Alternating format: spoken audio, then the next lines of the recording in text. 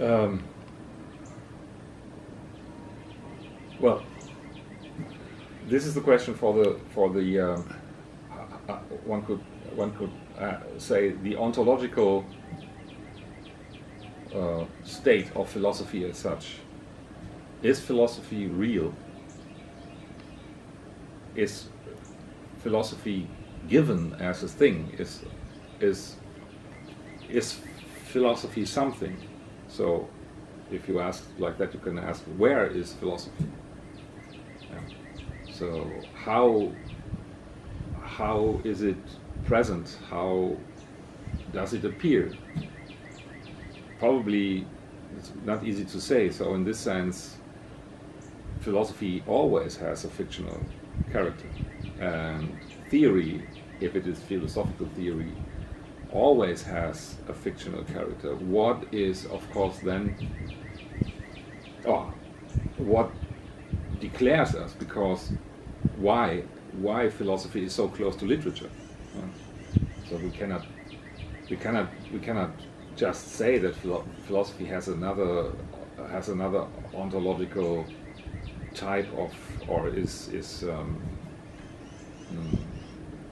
coined by another kind of ontological presence than maybe poetry or literature. But that does not mean that philosophy is totally identical with literature. There is something what differentiates both from one another. But nevertheless, we as philosophers, we have to be aware of this awkward, present, absent character of philosophy as such. Philosophy is not in the books. Philosophy is not at the university. Philosophy is not only in conversations or dialogues. Philosophy is not whatever in the computer or whatever. Or so philosophy is something what obviously conceals itself. I don't know if you remember a specific moment in the protocols of the 1962 seminar on time and being, that were of course conveyed to us by Alfred Guzzoni. There is a moment in which Heidegger says that he's thinking about ontic models as modalities of philosophical practice. This notion of ontic model is not taken up by Heidegger ever again. He just mentions them in those protocols. And he is talking about pushing philosophy towards a point of rupture, a point of suspension, where philosophy could reach a non-articulatable moment, a moment that could not be put into communicative statements, he says. So it seems to me that your understanding of philosophical practice has to do with this ghostly notion of ontic models in the late Heidegger. Could you push that thought a bit? Is philosophical practice an ontic model for you? Or is the notion of ontic model as a form of life a good description of the sort of philosophical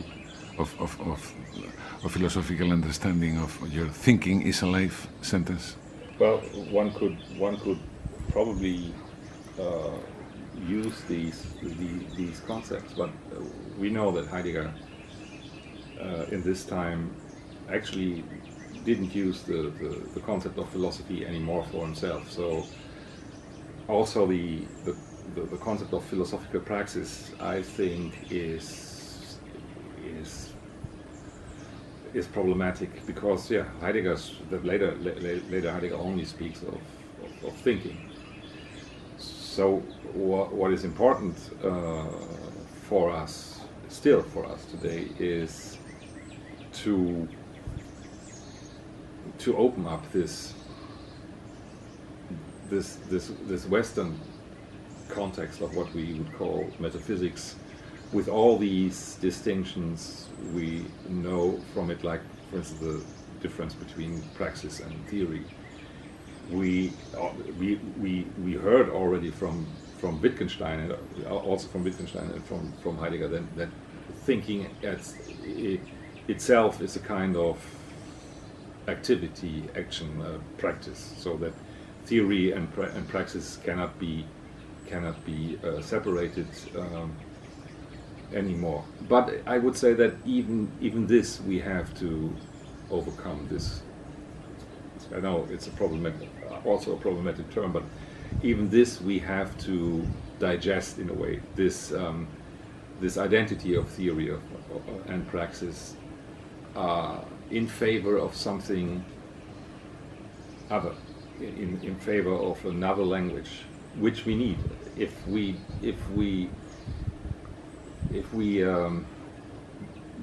won't get there, that we see in a way the rise of another language, we will probably lose contact with that, what we said before, with a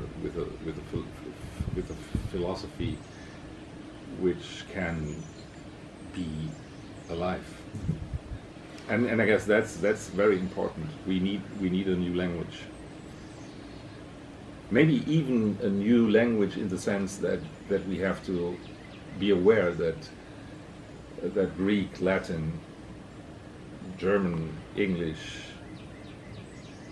are exhausted in the context of the philosophical discourse. There is a term that Meister Eckhart uses, and that René Schurman in his commentaries on Meister Eckhart picks up, which is the word Durchbruch, breakthrough. So I wanted to ask you whether you think that this Durchbruch to another language is reachable by us, or it needs to be left to future generations, if there are any. In other words, is Durchbruch anything but a regulative idea for us? Can we actually accomplish it within our lifetimes, or is it to be left for a future horizon? For future generation, I wouldn't say it's. If we understand philosophy as we explained the whole time, then philosophy is, and actually was always, also a very personal endeavor. Philosophers have a name. Wittgenstein, Heidegger, Derrida. These are names. So that means that Hannah Arendt, to mention a woman, that means that how could we say that every philosophical autobiography is written with a certain handwriting. That means with a certain signature also.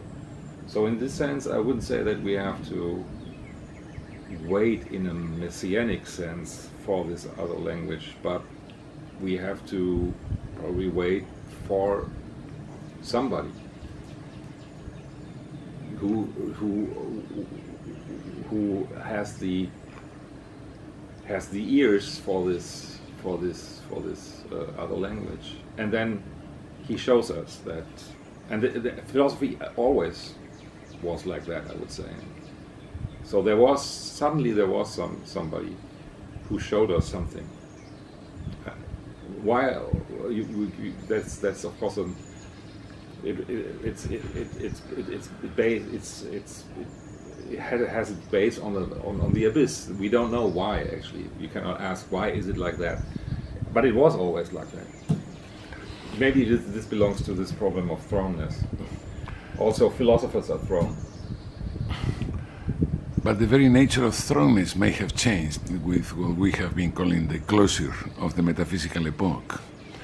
In other words, things have been happening during the metaphysical time of the West, I wonder whether we can expect that things will keep happening after the closure, after our time, if we take the notion of the end of metaphysics seriously. Do you think the notion of the end of metaphysics is to be taken seriously? Yeah, well, of course, it has to be taken seriously.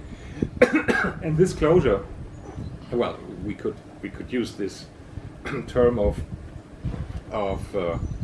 Eckhart. He uses it, of course, differently, but of course we can use this term of breakthrough, which probably will not, maybe if it happens, will not be so violent as it sounds.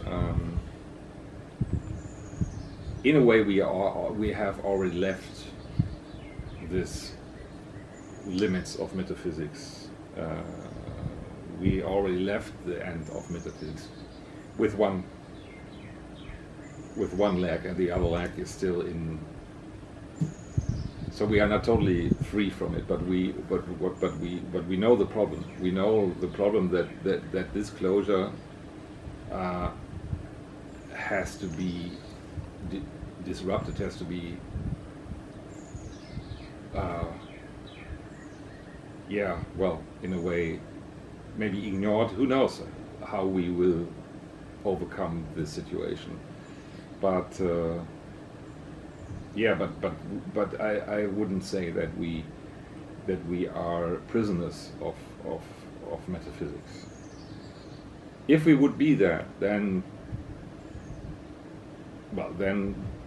everything will stay like it is. The philosophy will be a science at an institution, at the university.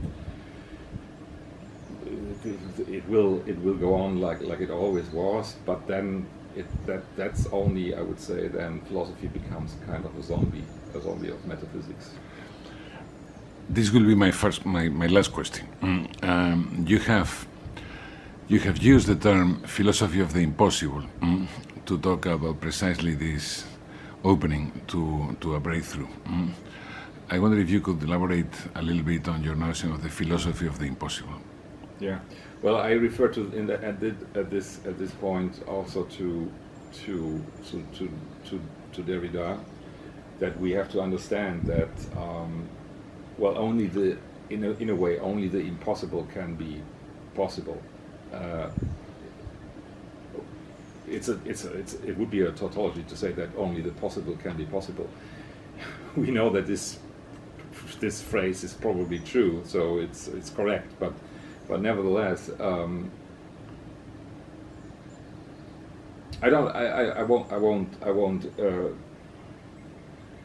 don't like actually this quotation, this credo quia absurdum of Tertullian. But maybe philosophy today is in this situation that we have to be aware of the fact that what we are striving for is not what is close to us, what is clear, what is already there. We have to go. We have to go to this. How could you say that? This land of the impossible. We have to strive for that. Probably we won't be able to settle there, but nevertheless, this is what we have to do, I guess. Well, thank you so much, Peter. Thank you.